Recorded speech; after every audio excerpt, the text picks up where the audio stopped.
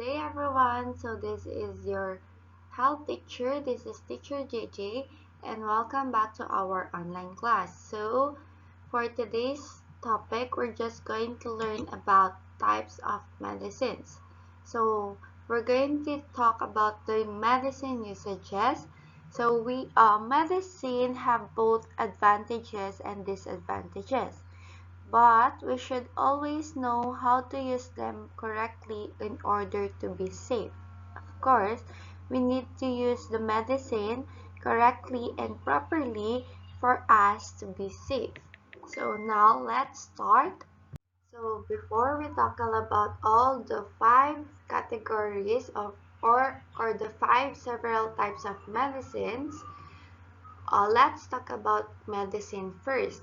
So medicine is a substance that affects our health and body.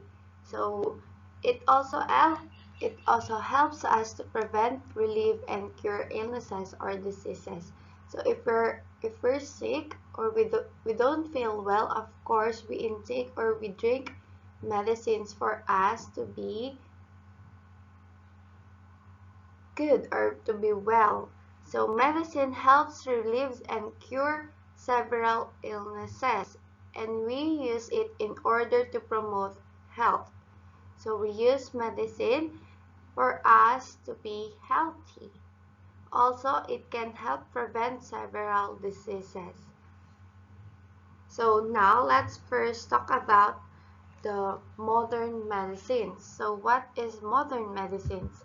So modern medicines are the products produced in several forms such as tablets, capsules, liquid drugs. So they are contained in sealed packages which provide important information such as the medicine's name, properties, instructions, and expiration dates. So nowadays, we usually use this kind of medicines. So we can see it in the department store or in the pharmacy or in the drug stores. It is the tablets, capsules, and liquid drugs. So next is we have the traditional medicines. So what is the traditional medicines? So traditional medicines are the medicines based on the theories, beliefs, and experiences used in maintenance of health as well as in the prevention, improvement, or treatment of illness. So this medicine is usually used by the ancestors or the on our grandma or grandfather. So this type of medicine has to be legally registered, such as febrifuge compounded of powdered herbs and the medicine used to swab the throat. So when you say febrifuge, it is an agent that reduces fever. Okay, so now let's go to household medicines. So when you say household medicines are the standard medicines. So this category includes modern medicines such as the paracetamol and the betadine, as well as the traditional medicines such as the cordial and snuff. Okay, so when you say cordial, it is a comforting or pleasant tasting medicine. So it doesn't taste bitter or it doesn't taste bad. So it is a comforting and pleasant medicine. Okay, so next, so dangerous medicines. So these are the medicines or typically medicines used to treat diseases or very bad or it is worst. diseases. So the containers or boxes should indicate dangerous medicine on the label.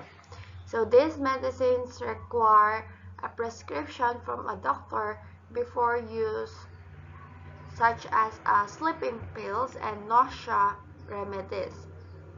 So before you use medicines or this kind of medicines, you should have a prescription from a doctor. So next we have the herbal medicines. So herbal medicines are produced from plants, animals, or minerals.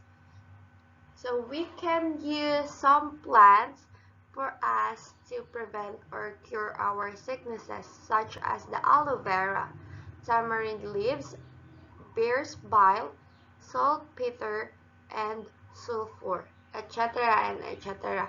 So herbal medicines are medicines produced from the plants, animals, or minerals. Okay.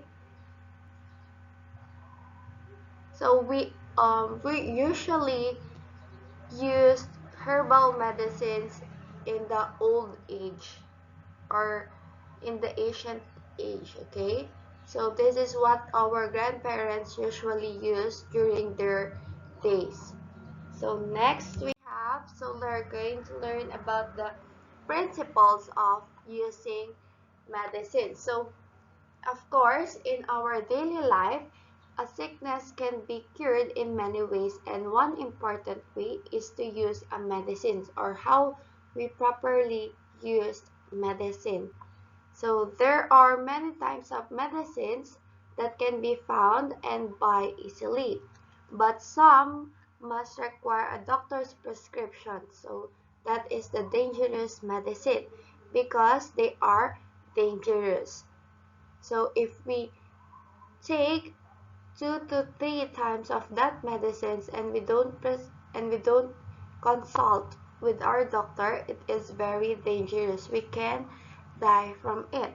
So it is important to know the principles of using medicines. So as follows. So here are the principles of using medicines.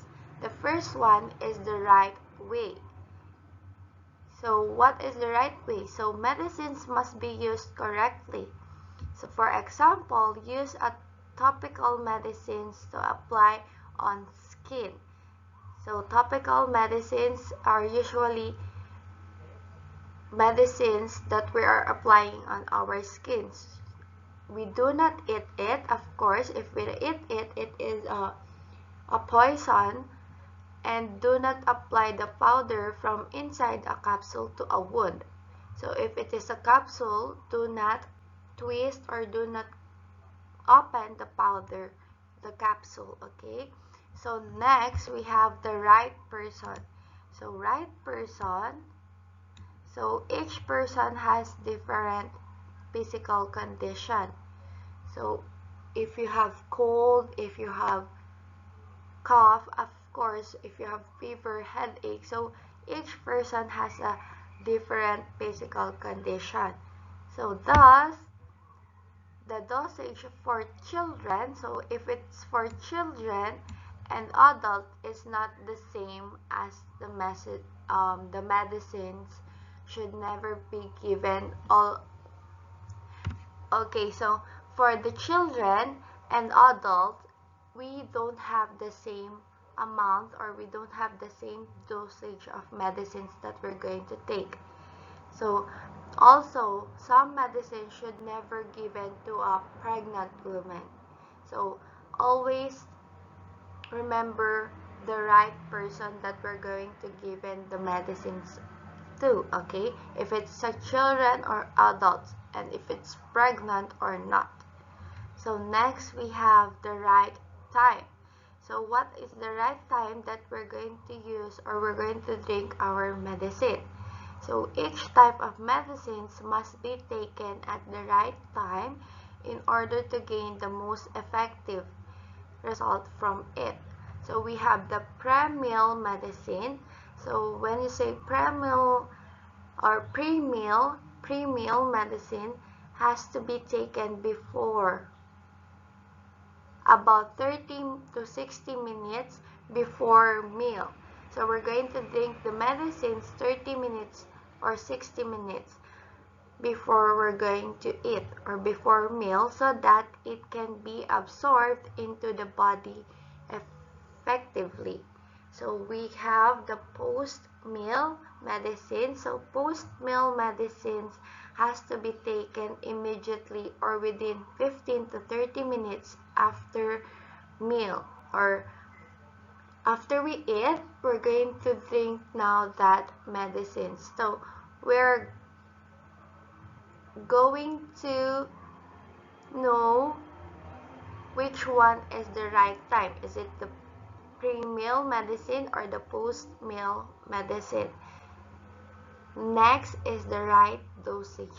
So this is what I'm talking about, the right dosage, or we're going to take the amount of medicines prescribed by a doctor or the pharmacist, because the overdose may harm body and the underdose may lead to an ineffective treatment. So if we take 5 to 3 or 3 to 5 capsules, and then we may be overdosed, it can harm our body. And then if we take at least 1 tablet a day, it can lead to an ineffective treatment. So next is the right symptom. So what is the right symptom? Use a medicine corresponding with the symptoms by consulting a doctor or pharmacist. So what kind of sickness do you have? So if you have runny nose, then you will ask for a medicines for a cough or cold, right? So if you have fever, then you're going to ask for a medicine that can cure fever.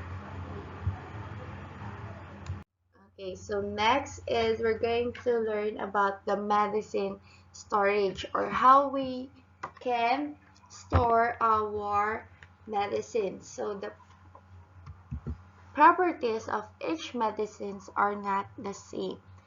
So the components or the properties of the medicines are not the same. Thus, the proper medicine storage should consider the maintenance of the medicine quality. So here are some ways on how to store the medicine. The first one is we're going to keep the medicines in a medicine cabinet. So we have a medicine cabinet in our house and keep them away from the sunlight or direct sunlight. And of course the humidity,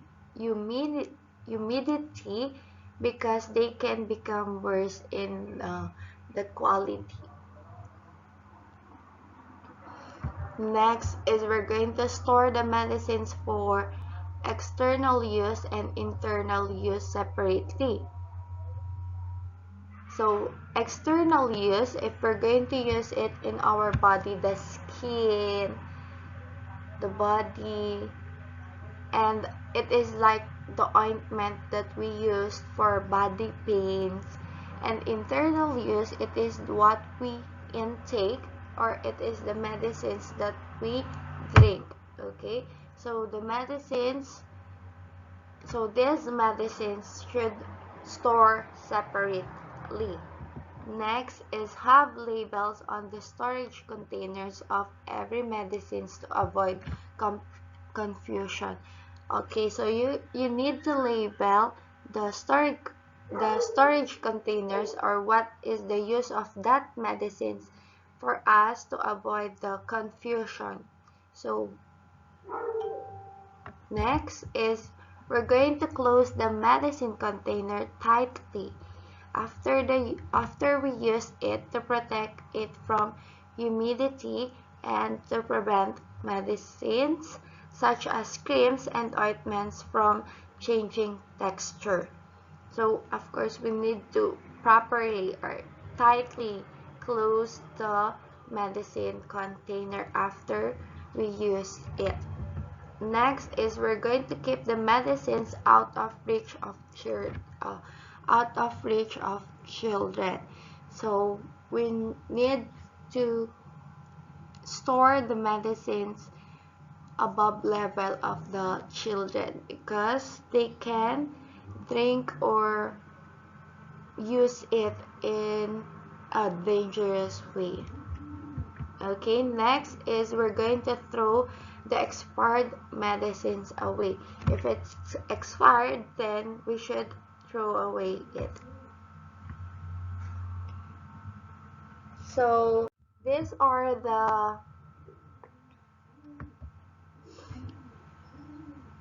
expired medicines can be identified as follows. So the first one, the manufacturing date or the expiration date on the label.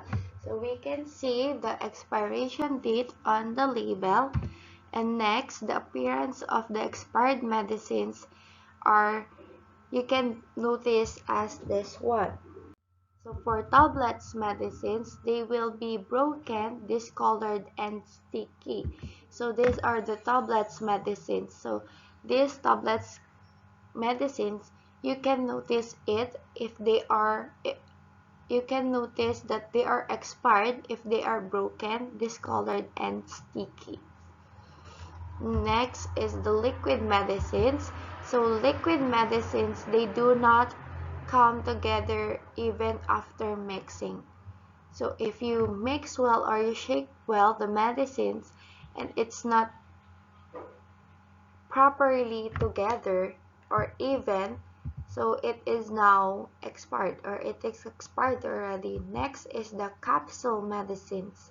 So capsules medicines is they can have this distorted shape, clumping, discoloration, or mold. So this is the example of capsule medicines. If the shape is distorted, it's not oval already or clumping, it means it is already expired. For the eye drops, so eye drops can be unclear or have dregs at the bottom. So when you say dregs, they have small particles or residue at the bottom of our container. Okay, so that's all for today's class. So for your homework, you can answer you can answer your book from pages 68 to 69. Sorry, this is 69, okay? 68 to 69. Okay, so if you have any question, feel free to message us or message me in our group or on our line group. Okay, so thank you everyone for listening. Have a great day and keep safe. Bye. See you soon. Bye.